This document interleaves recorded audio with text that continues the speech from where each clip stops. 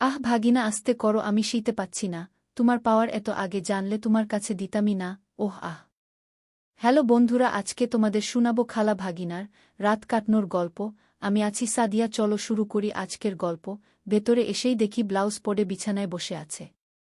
সেই ব্লাউজটাই পরেছে যেটা আমি তাদের বাড়ি থেকে এনেছিলাম। আমি বললাম, তুমি হাঁটু গেড়ে বসো। আমি খাটে বসে আছি, আর খালা আমার সামলে হাঁটু গেড়ে বসে আছে।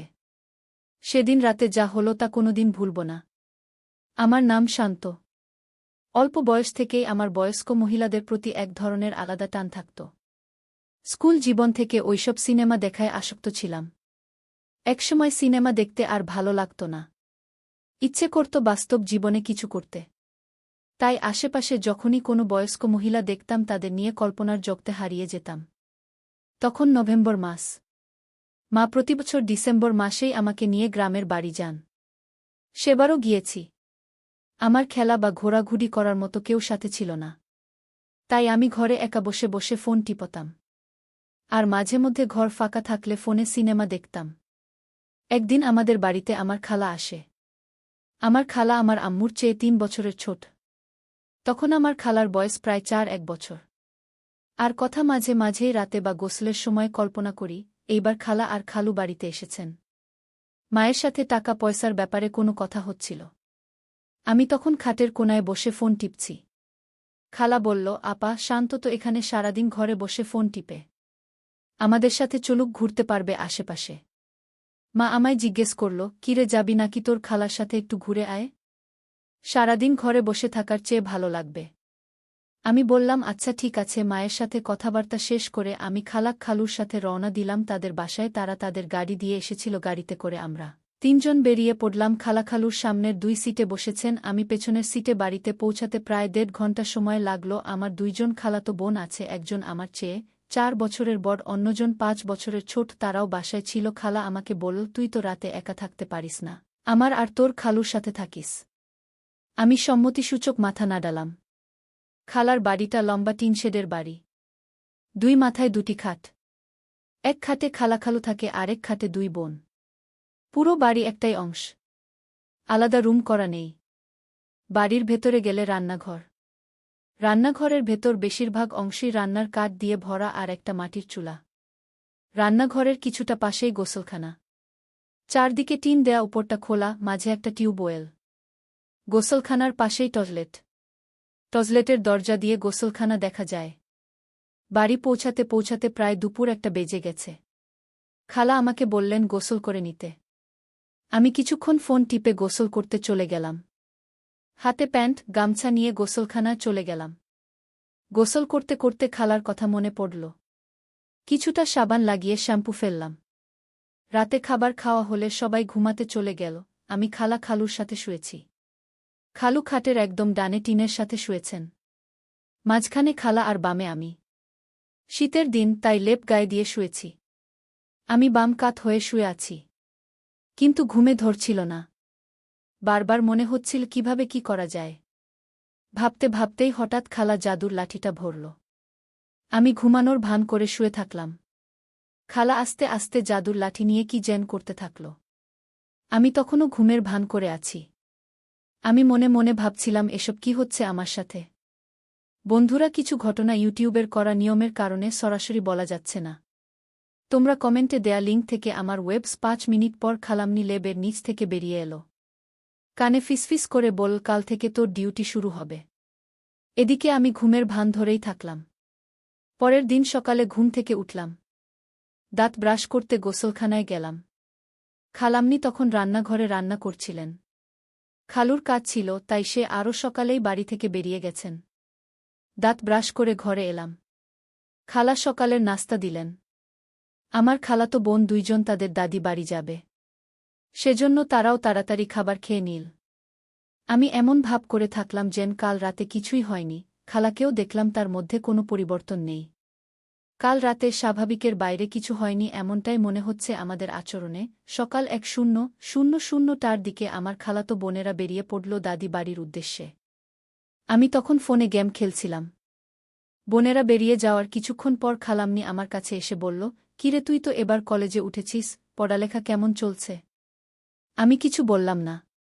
সে আবার বললেন, আয় তোকে একটু বাংলা পড়াই।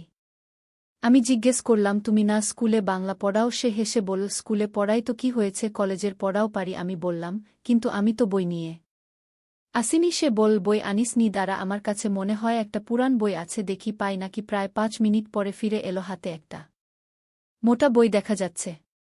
তবে তা আমার পড়ার বইয়ের মতো দেখাচ্ছে না, দেখেই বোঝা যাচ্ছে খুবই ভারী বই। আমি খাটের মাঝখানে বসেছিলাম, সে এসে আমার পাশে বসল।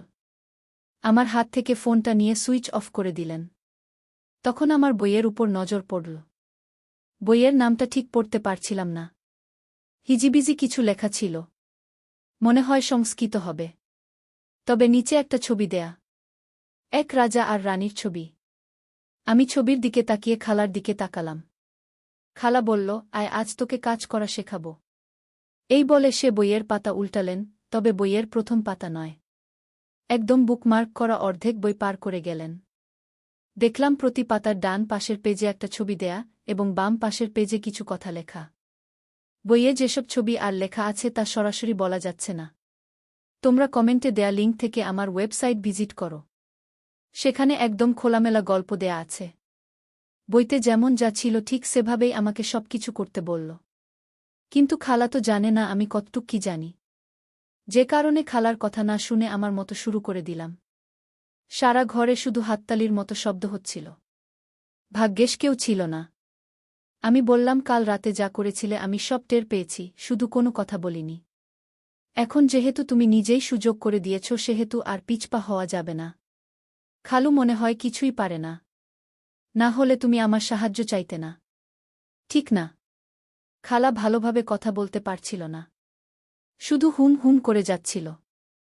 কিছুক্ষণ আশীর্বাদ করার পর যখন প্রসাদের সময় হয়ে গেল প্রায়, আমি বললাম, খালামনি প্রসাদ তৈরি হয়ে গেছে। খালা ব্যস্ত হয়ে বলল, এই প্লিজ ভেতরে না বাবা, না হলে সমস্যায় পড়ে যাব, তুই প্রসাদ আমার মুখে তুলে দে। আমি বললাম, আচ্ছা ঠিক আছে। এরপর খালাকে আশীর্বাদের প্রসাদ দিলাম, অনেক তৃপ্তি করে প্রসাদ খেল। এরপর জিজ্ঞেস করলাম, এর আগে তোমাকে কেউ আশীর্বাদ করেনি? খালা বল, না রে, আমার এত সাহস নেই রে বাবা, লোক লজ্জা বলেও কিছু আছে নাকি? আমি বললাম, আজ থেকে তাহলে আমি শুধু আশীর্বাদ করব, তোমাকে অন্য কাউকে লাগবে না। খালা বল, তুই ছাড়া আর কে আছে আমার বলতো? আমি বললাম, খালু কি দোষ করেছে? খালা বল, তোর খালু আগের মতো নেই, আমার দিকে ভালোভাবে খেয়াল করে না। আমি বললাম, আচ্ছা খালামনি, ঢাকায় ফিরে গেলে তুমি একা থাকতে পারবে, তখন কি করবে? খালা জবাব দিল, তোর সাথে আমি যখনই একা সময় পাব তখনই আমি তোর সাথে দেখা করব।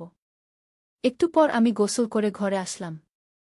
খালা বলল, শোনো, আমি তোর বোনদের ফোন করে বলে দিয়েছি ওরা আজ দাদি বাড়ি থাকবে, তুই ওদের খাটে থাকবি। তোর খালু ঘুমিয়ে পড়লে আমি তোর কাছে চলে আসব। এই বলে খালা গোসলে চলে গেল।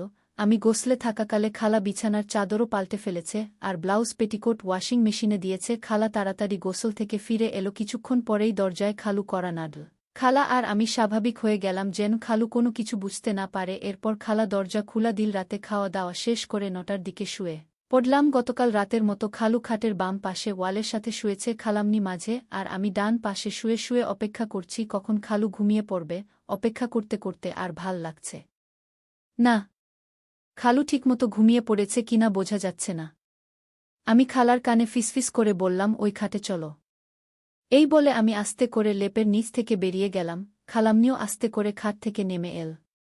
গ্রামের বাড়ি, তাই খালা মনিলা রাতে লাইট অফ করে না, তাই আজ খালা আগে লাইটটা বন্ধ করে দিলেন। ঘর পুরো ঘুটঘুটে অন্ধকার হয়ে গেল। আমি আমার ফোনের ফ্ল্যাশলাইট জ্বালালাম। এরপর দুজন অন্য খাটে এলাম, খাটের পাশে বসলাম। এরপর ফোনের লাইটটা বন্ধ করে দিলাম। খালা ফিসফিস করে বলল, লাইট বন্ধ করলে দেখবে কিভাবে? আমি বললাম, দেখা লাগবে না, হাঁটু গেড়ে বসো, এক্ষুনি তোমাকে গান শেখাবো। আমি খাটে বসে আছি আর খালা আমার সামনে হাঁটু গেড়ে বসে আছে। আমি ঢোল বাজাচ্ছি আর খালা গিটার বাজাচ্ছে, মাঝে মধ্যে চেঁচামেচিও করছে। আমি ভয় পেয়ে গেলাম যে খালু মনে হয় উঠে পড়েছে। একজন আরেকজনের দিকে তাকিয়ে খালু উঠে পড়ল কিনা বোঝার চেষ্টা করছি। খালুর কোনো সাড়া শব্দ নেই, বুঝলাম খালু ওঠেনি। এরপর আবার গান শুরু করলাম। খালাকে বললাম, আস্তে খালা, বেশি চিৎকার করো না। 1-0 ভালোই চলছিল। হঠাৎ করে খালা চেঁচিয়ে উঠল। বুঝতে পারলাম চেঁচানোর কারণ কি। আমি বললাম, এ কি করলে তুমি, এত তাড়াতাড়ি করলে কেন? খালা বলল, তুই অনেক ভালো গান পারিস, তাই তাড়াতাড়ি হয়ে গেল। চিৎকারে এবার খালু উঠে পড়বেই। আমি আবার কান পেতে থাকলাম। কোনো সারা শব্দ নেই। হাফ ছেড়ে বাঁচলাম। খালা উঠে বসে বলল, চল এবার শুয়ে পড়ি। তোর খালু উঠে পড়লে আমাদের জানে মেরে ফেলবে। কাল দুপুরে তোর খালু চলে গেলে আমরা আবার গান বাজনা করব। এরপর দুজনে সবকিছু ঠিকঠাক করে বিছানায় খালুর পাশে গিয়ে শুয়ে পড়লাম। সকালে উঠে মন খারাপ হয়ে গেল। মা ফোন দিয়ে বলেছে আমাকে আজকে ঢাকা ফেরত যেতে হবে। আমি খালাম্নিকে জিজ্ঞেস করলাম, খালা আমরা ঢাকায় গেলে আবার কবে করব? খালা জবাব দিল, তোর সাথে আমার যখনই দাগ হবে তখনই করব। বুঝলি? আমি ব্যাগপত্র গুছিয়ে নিচ্ছিলাম। তখন খালা এসে বলল, এই নে এই দুটো রাখ। দেখলাম খালার হাতে দুটো ব্লাউজ। আমি জিজ্ঞেস করলাম, এগুলো দিয়ে কি করব? খালা বলল, আমার স্মৃতি হিসেবে রেখে দে, যখন আমার কথা মনে পড়বে তখন কাছে রাখিস। আমি সেগুলো ব্যাগের কোনায় একটা পকেটে রাখলাম যেন কেউ না দেখে। সেদিন রাতেই আমি ঢাকা ফেরত এলাম। জীবনে প্রথম এমন অভিজ্ঞতা হয়েছে, তাই আরও ইচ্ছা বেড়ে গেছে। তবে কার সাথে বন্ধুত্ব করা যায় সেই চিন্তা করতে লাগলাম। আমরা একটা 2-0 তলা বাসার 3য় তলায় থাকি। 5ম তলায় একজন মহিলা থাকে, মহিলা প্রায় তাই আমাদের বাসায় আসত আগে, এখনও মাঝে মাঝে আসে। মহিলাটা দেখতে খুবই সুন্দরী আর আকর্ষণীয়। খালার মতো খুব বেশি স্বাস্থ্যবান নয়, তবে একদম চিকন তাও নয়, মাঝামাঝি ধরনের। গাছের জাম্বুরা বেশ সুগঠিত আর সুস্বাদু। কলোনির সবাই তাকে খুব পছন্দ করে। যখন হাঁটাচলা করে তখন যে কারোর মন কেড়ে নেয়। ঢাকায় ফেরত এসেছি 2 দিন হয়েছে। মহিলার সাথে এখনও দেখা হয়নি। তবে তার প্রতি একটা টান আছে। কলোনির অন্যান্য ছেলেদের থেকে জানতে পারি আন্টির নাম রোকসানা, বয়স বছর, তার হাসব্যান্ড দেশের বাইরে চাকরি করে, তার একটি ছেলে ও একটি মেয়ে আছে। আমাদের বাসায় নতুন ওয়াইফাই লাইন নিয়েছি, কিন্তু ওনার বাসায় ওয়াইফাই নেই। তাই একদিন উনি আমাকে ডেকে বলে আমি কি তাকে ওয়াইফাই পাসওয়ার্ড দিতে পারব কিনা। আমি তো এই দিনটার জন্যই অপেক্ষায় ছিলাম। আমি আর দেরি করলাম না, সেদিনই ওনার বাসায় যাই। বাসায় তখন মেয়ে ছিল। মোবাইলটা আমার হাতে দেয়। আন্টি আমাকে চা খাওয়ার জন্য বললে আমি না করি, শুধু বলি 1 গ্লাস পানি হলে চলবে। আমার হাতে পানি এনে দেয়। তখন একটা জিনিস খেয়াল করলাম, আন্টি একটু আগে গোসল করে বেরিয়েছে। অসম্ভব সুন্দর লাগছিল আন্টিকে। আমরা কিছুক্ষণ বসে গল্প করছিলাম। হঠাৎ জিজ্ঞাসা করলাম, আপনাদের ওয়াশরুমটা কোনো দিকে? আন্টি আমাকে বাথরুমটা দেখিয়ে দেয়া। আন্টিদের ডেড ঘরে বাথরুম একটাই। বাথরুমে গিয়ে বের হয়ে যাওয়ার সময় লক্ষ্য করলাম হ্যাঙ্গারে কিছু কাপড় ঝোলানো আছে। বুঝতে বাকি রইল না এগুলো কার। আমি কাপড়গুলো হাতে নিলাম। দেখলাম এগুলো একটু আগের রাখা কাপড়। এগুলোর ভেতর থেকে একটা ব্লাউজ নিলাম। বাথরুম থেকে বেরিয়ে গেলাম। তাদের ওয়াইফাই পাসওয়ার্ড দিয়ে বাসায় গিয়ে আর দেরি করলাম না, সোজা আমার বাথরুমে ঢুকে পড়লাম। তার আন্টিকে কল্পনা করতে শুরু করলাম। এরই মাঝে খালার কথাও খুব মনে পড়ছিল। কিছুক্ষণ পর শ্যাম্পু ফেলে বেরিয়ে এলাম। দিন দিন আন্টির প্রতি ভালোবাসা আমার আরও বেড়ে গেল। আমার মাথার ভেতরে সারাদিন শুধু তার চিন্তা ঘোরাফেরা করে। একদিন সিদ্ধান্ত নিলাম আন্টিকে মনের কথা বলে দিব, যেমন ভাবা তেমন কাজ। আন্টিকে একদিন বলি, আন্টি আপনার সাথে আমার কিছু কথা আছে। আন্টি বলল, হ্যাঁ বলো। আমি বললাম যে পার্সোনাল কথা, যদি কিছু মনে না করেন। আমি আপনার মোবাইল নাম্বার চাই। উনি কিছু না ভেবেই মোবাইল নাম্বারটা দিয়ে দিল। আমি বাসায় এসে রাতে আন্টিকে ফোন করি। ফোনে আমি কিচ্ছু বলিনি, শুধু বললাম কালকে আপনার সাথে একটু দেখা করতে চাই। আন্টি 6-9 চিন্তা না করে রাজি হয়ে গেল। পরের দিন বিকেলে আন্টিদের ফ্ল্যাটের সামনে যাই। আন্টি ভেতরে যেতে বললে তার মেয়ে কোথায় সেটা জিজ্ঞেস করি। আন্টি বলল মেয়ে বান্ধবীর বাসায় গেছে। আমি ভেতরে না গিয়ে দরজার সামনে দাঁড়িয়ে সরাসরি বলে দেই, আমি আপনাকে ভালোবাসি। টি হেসে বলল, তুমি মনে হয় পাগল হয়ে গেছ। আমি বললাম, হ্যাঁ আমি পাগল হয়ে গেছি শুধু তোমার জন্য। আন্টি বলল, আমি জীবনে ভাবিনি তোমার কাছ থেকে এ ধরনের কথা শুনব। আমি সম্পর্কে তোমার আন্টি হই। তাছাড়া কেউ যদি জানে কলোনিতে আর মান সম্মান থাকবে না। উনি কোনো অবস্থাতেই রাজি হলে না। শুধু এটুকু বল, আমার 2টো সন্তান আছে। হ্যাঁ, তুমি আমার ভালো বন্ধু হতে পারো। আমি আর কোনো কথা না বাড়িয়ে বাড়িতে চলে আসলাম। পরে চিন্তা করলাম আগে বন্ধুত্ব করি, আস্তে আস্তে সবকিছু করা যাবে। সময়ের সাথে সাথে একজন আরেকজনের সাথে সবকিছু শেয়ার করতাম। আমি প্রায় সময় কিছু না কিছু গিফট করতাম। একদিন আন্টিকে জিজ্ঞেস করলাম বাসায় কেউ আছে কিনা। সে বল কেউ নেই। আমি বললাম আমি কি বাসায় আসতে পারি? সে হেসে বল, হ্যাঁ আসো ভেতরে গিয়ে কিছুক্ষণ গল্প করলাম, সুযোগ বুঝে বললাম, তুমি তো গত 5 বছর যাবৎ একা আছো, স্বামী ছাড়া এতটা সময় একা কাটা সত্যি খুব কষ্টের। তাছাড়া সব মহিলাদের কিছু আকাঙ্ক্ষা থাকে, কিন্তু লোক লজ্জার জন্য কিছু করতে পারে না। আন্টি আমার দিকে অপলক দৃষ্টিতে চেয়ে আছে। আন্টি ইমোশনাল হয়ে বলল, একমাত্র তুমিই আমার কষ্টটা বুঝতে পেরেছ। রাতের পর রাত একা কাটানো আর ভালো লাগে না। আমি আন্টিকে সান্ত্বনা দিলাম।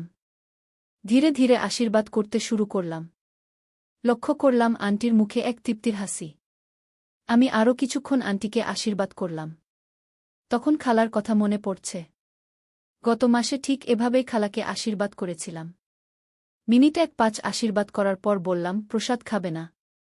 আন্টি বল, হ্যাঁ দাও, সেই কত বছর হয়ে গেল প্রসাদ খাই না, তুমি আমাকে খাইয়ে দাও। আন্টিকে প্রসাদ দিয়ে আমি একটু বিশ্রাম নিলাম। এদিকে আন্টিকে অনেক ক্লান্ত লাগছিল। কোনো মতে পেটিকোট গুটিয়ে বাথরুমে চলে গেল। একটু পর ফ্রেশ হয়ে বের হল। আমি আজকার মতো চললাম বলে বেরিয়ে গেলাম। বিকেলে একা একা ভালো লাগছিল না। খালা আমাকে যে ব্লাউজ দুটো দিয়েছিল সে দুটো আলমারি থেকে বের করলাম, সাথে আন্টির বাড়ি থেকে যেটা এনেছিলাম সেটার বের করলাম। এগুলো দেখে খালা আর আন্টিকে কল্পনা করছিলাম। এমন সময় দরজায় বেল বাজল। মা দরজা খোলার পর দেখতে পেলাম রোকসানা আন্টি এসেছে।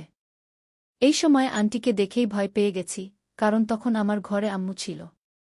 উনি এসে আমার সাথে কথা না বলে আম্মুর সাথে গল্প করা শুরু করল।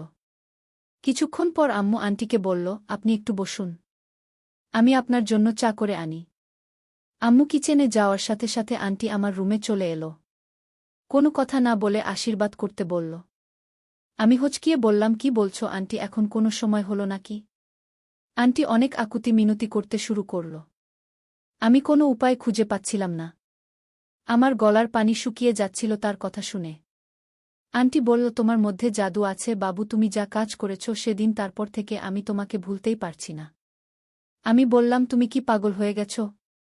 আন্টি বলল, আমি কোনো কথা শুনতে চাই না। এই বলে আবার আম্মুর রুমে চলে গেল। আমি কি করব বুঝতে পারছিলাম না। বেশ কিছুক্ষণ পর আম্মুর ফোনে কল আসে। ঘরে নেটওয়ার্ক পাচ্ছিল না, তাই ব্যালকনিরে চলে গেল। বিশ্বাসটা বুঝতে পেরে আমি আন্টিকে আমার রুমে ডেকে আনি। সে কোনো কথা না বলে আমার রুমে চলে আসে। আমি বললাম, তুমি খাটের নিচে লুকিয়ে থাকো, আমি মাকে বলব তুমি চলে গেছো, চা খেয়ে বেরিয়ে গেছো। আন্টি অবাক হয়ে বলল, তাহলে বের হব কিভাবে, খাবে? আমি বললাম, রাত হলে আম্মু যখন ঘুমিয়ে পড়বে তখন আস্তে করে তোমাকে বের করে দেব। আজ আমরা অনেক মস্তি করব, গেম খেলব। একটু পর আম্মু আমাকে ডাক দিল। আমি আন্টিকে খাটের নিচে লুকিয়ে আম্মুর কাছে গেলাম। আম্মু বলল, কিরে তোর আন্টি কই গেল? আমি বললাম, ওনার একটু তাড়া ছিল তাই চা খেয়েই চলে গেছে। আরও বললাম, আজ আমাকে কোনো ডিস্টার্ব করবে না, আমার কলেজের প্রজেক্টের একটা কাজ আছে। এই বলে নিজের রুমে চলে গেলাম আর দরজা লাগিয়ে দিলাম। ভেতরে এসেই দেখি আন্টি শুধু ব্লাউজ পরে বিছানায় বসে আছে। সেই ব্লাউজটাই পরেছে যেটা আমি আন্টিদের বাড়ি থেকে এনেছিলাম। আন্টি বলল, কি ব্যাপার, আমার এটা তোমার এখানে কেন? এজন্যই আমি এটা খুঁজে পাচ্ছিলাম না। আমি লজ্জা পেয়ে বললাম, আসলে তোমাকে খুব মিস করতাম, তাই তোমাকে না জানিয়েই এটা নিয়ে এসেছি। আন্টি বলল, ইস কি দুষ্টু হয়েছ রে বাবা, গেম খেলবে কখন? এখন বলেই ফুটবল নিয়ে খেলতে শুরু করলাম। আন্টি স্ট্যাম্প ধরে শুধু উপর নিচ করছিল, অনেক আনন্দ হচ্ছিল গেম খেলে। বন্ধুরা দাঁড়াও, আন্টি ভ্যাসলিনের কৌটোটা নিয়ে আসি, আজ 2 দিকেই গোল দিব। আন্টি আমার কথা শুনে রেডি হয়ে গেল। রাত 1-1টা অবধি আমরা গেম খেলেছি, সারা ঘর এলোমেলো হয়ে গেছে। ওদিকে আম্মু ঘুমিয়ে পড়েছে। তাই আন্টিকে বললাম, এখনই সময়, তুমি তোমার ফ্ল্যাটে চলে যাও। আন্টু যাওয়ার আগে বলল, আবার কবে গেম খেলব? বললাম, তোমাকে ফোন করে জানাবো। এর মাঝে আমি আবারও খালা বাড়িতে গিয়েছিলাম, সেখানেও কয়েক রাউন্ড গেম খেলেছি। তো বন্ধুরা, আজকের গল্প এখানেই শেষ করছি। আরও সুন্দর সুন্দর গল্প শুনতে তোমার আপুর চ্যানেলে সাবস্ক্রাইব করে রাখো। আজকের মতো বিদায় নিচ্ছি, বাই বাই।